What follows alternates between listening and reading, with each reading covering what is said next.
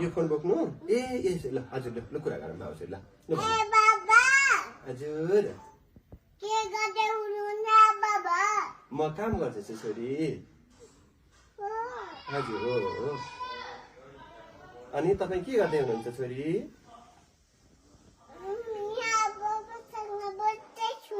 बाबासँग बस्दैछौ अनि मम्मी कहाँ हुनुहुन्छ यतै हुनुहुन्छ ए अनि के खायो छोरीले एप्पल खायो ए मामुले दिएको हो मामुले दिनु भएको